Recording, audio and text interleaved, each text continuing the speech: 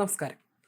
2 വർഷമായി തുടരുന്ന യുദ്ധം ഗസയെ ചോരക്കളമാക്കിയപ്പോൾ അവശേഷിക്കുന്നവർ കൊടും പട്ടിണിയിലാണ്. കുട്ടികളുടെ വിശപ്പകറ്റാൻ എന്ത് ചെയ്യണമെന്നറിയാതെ വിഷമിക്കുകയാണ് സ്ത്രീകൾ. ആരോട് ചോദിക്കണം, എങ്ങോട്ട് പോകണം ഒന്നും അറിയില്ല. ആരെങ്കിലും ഒരു ജോലി തന്നിരുന്നെങ്കിൽ എന്നാണ് അവർ വെറുതെ മോഹിക്കുന്നത്.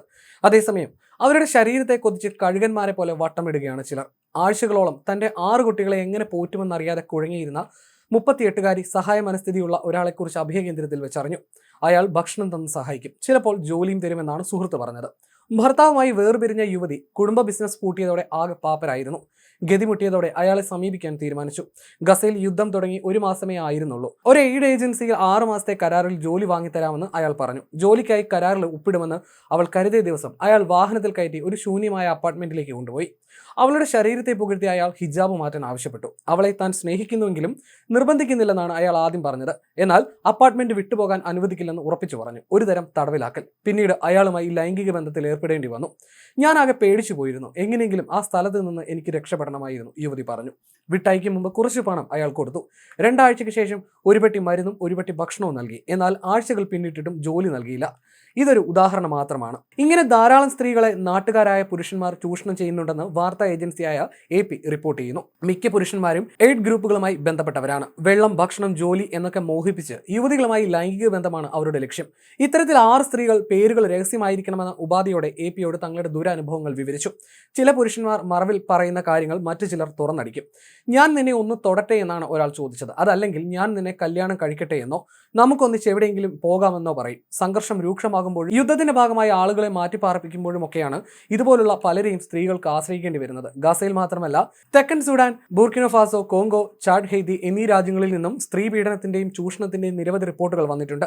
ഗസയിൽ ഇന്നത്തെ സ്ഥിതിഗതികൾ വിവരണാതീതമാണ്, വിശേഷിച്ചും സ്ത്രീകൾക്കും കുട്ടികൾക്കും.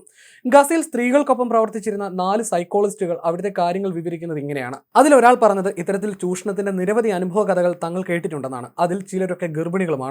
വിവാഹേതര ബന്ധം വലിയ കുറ്റമായി കാണുന്ന സമൂഹത്തിൽ ഒരു സ്ത്രീ പോലും വാർത്താ ഏജൻസിയോട് നേരിട്ട് സംസാരിക്കാൻ തയ്യാറായില്ല. AP തങ്ങളുടെ ദുരനുഭവങ്ങൾ പങ്കുവച്ച 5 സ്ത്രീകൾ തങ്ങൾ അന്യപുരുഷന്മാരുമായി ലൈംഗിക ബന്ധത്തിൽ ഏർപ്പെട്ടിട്ടില്ല എന്നാണ് പറഞ്ഞത്. സൈക്കോളജിസ്റ്റുകൾ പറയുന്നതനുസരിച്ച് അവരെ സമീപിച്ച ചില സ്ത്രീകൾ പുരുഷന്മാരുടെ താല്പര്യത്തിന് വഴങ്ങുകയും മറ്റു ചിലരാകട്ടെ നിരസിക്കുകയും ചെയ്തു.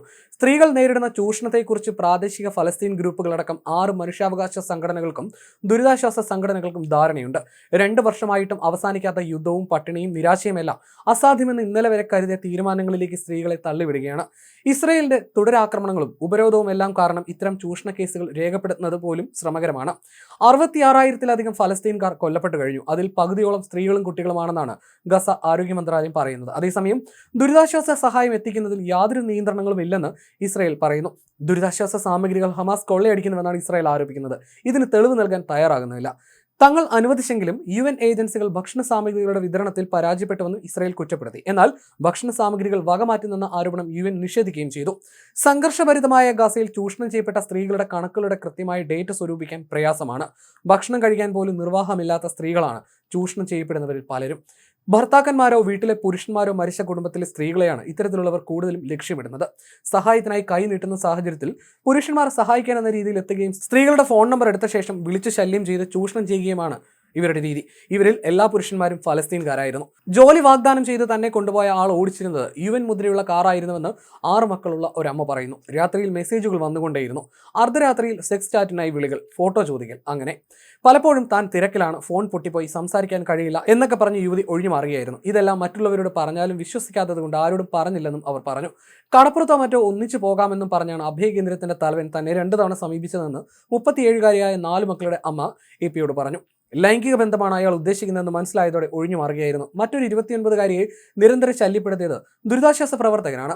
4 കുട്ടികൾക്ക് പോഷകാഹാരം തരുന്നതിന് പകരമായി തന്നെ വിവാഹം ചെയ്യണമെന്നതായിരുന്നു അയാളുടെ ആവശ്യം. അയാളുടെ ഫോൺ നമ്പർ ബ്ലോക്ക് ചെയ്തെങ്കിലും പല ഫോണുകളിൽ നിന്നായി പിന്നെയും വിളിച്ചുകൊണ്ടിരുന്നു. അവളെ ഇഷ്ടമാണെന്ന് ആവർത്തിച്ച ശേഷം പുറത്തു പറയാൻ കഴിയാത്ത അശ്ലീലം പറഞ്ഞെന്നും യുവതി പറഞ്ഞു. പ്രതിസന്ധി രൂക്ഷമാകുകയും പലായനങ്ങൾ ആവർത്തിക്കുകയും ചെയ്യുന്നതുകൊണ്ട് അഭയാർത്ഥി കേന്ദ്രങ്ങളെ ആശ്രയിക്കുന്ന സ്ത്രീകളെ ചൂഷണം ചെയ്യുന്ന കേസുകൾ വർദ്ധിക്കുകയാണെന്ന് മനഃശാസ്ത്രജ്ഞരും വനിതാ ഗ്രൂപ്പുകളും പറയുന്നു. ഇതിൽ ചില സ്ത്രീകളെ വിവരമറിഞ്ഞ ഭർത്താക്കന്മാർ ചവിട്ടി പുറത്താക്കിയത് അതിനേക്കാൾ സങ്കടകരം.